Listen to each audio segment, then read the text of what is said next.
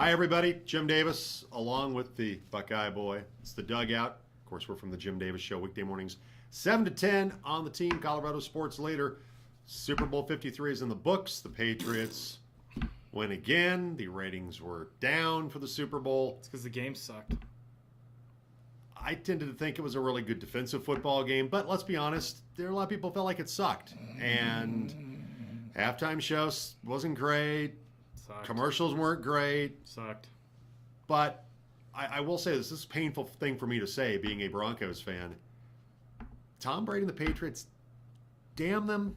You know, you don't have to like them, but you, at least some level, if you're a football fan, have to respect what they've been able to accomplish throughout the course of their career. Their defense got it done in this game. Brady wasn't great. He wasn't awful. You know, if Gurley plays more, is it different? I don't know. If Cooks makes that catch in the end zone, maybe it's a different football game. Cooper Kupp is healthy. Yeah, a lot of ifs and buts. You know, and if ifs and buts were candy and nuts, we'd all have a Merry Christmas. Give the Patriots credit. Their defense and Bill Belichick went out, and Brian Flores, and got the job done against the Rams. Yeah, I have an appreciation for what they're able to accomplish. But, you know, hey, that game sucked. 13-3. That was not what it was billed to be. It was not the, showcase of offensive excellence that we anticipated it to be. We're still waiting for the Rams to score a touchdown in that game. And we'll be waiting and waiting. Until maybe they ever get back. But, pitchers and catchers. 4 days. Baseball coming very soon. Nolan Arenado avoided arbitration, got the deal done for the $26 million deal for this year. And it certainly sounds like, I'm listening to Dick Monfort's comments in the Denver Post, that Nolan's the one that wanted that meeting to get the to avoid arbitration, and that could mean good things in terms of a long-term deal going forward. Yeah, so Nolan he made the call. He wanted to avoid the arbitration. He set the meeting. The Rockies went up on their offer too. They didn't go all the way to Nolan's $30 million, but either way, it's the highest deal in arbitration era ever for anybody, and that's at $26 million. So, Nolan Arenado's got his money for now for this year at 26. I think he's worth it. If he'll take 26 a year to sign a long-term deal, I think the Monforts and Jeff Bridich and everybody, they need to get that deal done. They need to make that deal happen. He's going to be 29 when he becomes a free agent. That becomes a factor, and I think that they're looking around at Harper and Machado, who are younger at 26, still don't have deals yet, and that maybe the grass might not be greener in other places because teams are probably not going to offer him the kind of money, the $300 million, 8-year kind of deal that I think he thinks he probably deserves to get. That's probably not going to happen anyplace else. No, it's probably not. And the thing is he's got a handful of things working against him. Like you mentioned, after the first year of his next deal, he's going to be 30. Then he's going to be on the wrong side of 30. You have the Coors Field splits that are always working against him as well. And a free agent market that is down the last couple of years. You're not the Giancarlo Stanton contract north of $300 million that he got. It may be the last one that you see. Those days are gone at this point in time.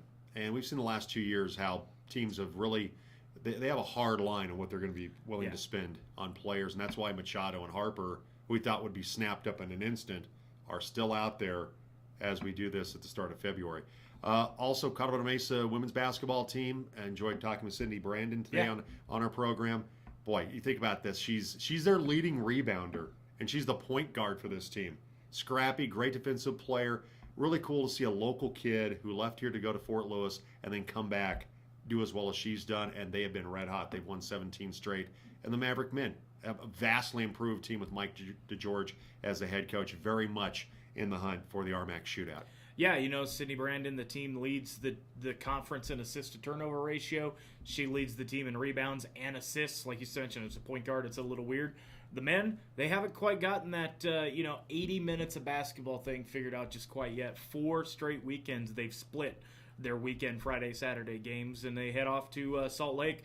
A couple of hard ones. Their worst loss of the year, biggest deficit, lowest offensive output was to Dixie State 2 weeks ago. They got them coming up Saturday in St. George. Those games on the Team CMU Sports Network, Westminster on Friday, Dixie State on Saturday, finally. Let's give a shout-out to the Central girls basketball team. Yeah, got it done. It's not been a great year for this team, but they beat Montrose, who had not lost in league play. They were undefeated in Southwestern League play. Leah Redding with 22 points. It's the 2 foul shots to get it to overtime to beat a really good Montrose team. So a little tip of the cap to the Central girls basketball team and getting a very unexpected win against Montrose. Yeah, for Leah Redding, too. She got banged up a couple weeks ago against Central, didn't play at all last week. Came back, 22 points against Montrose, a pretty decent team, headed for a 4A playoff consideration. Got the job done. Good job by her and the team as a whole. And one final thing, there is football this weekend. I know you want to ignore it, the Alliance of American Football, but former Rifles standout, CU standout Ryan Moeller, starting strong safety for the San Diego Fleet as they open up the AAF season this weekend. But it's also baseball time as well. Pitchers and catchers, A's report on Sunday. I don't care about the A's. I don't give a crap about Oakland, but their pitchers and catchers are the first to report, so I'm using it. Until next time, see ya.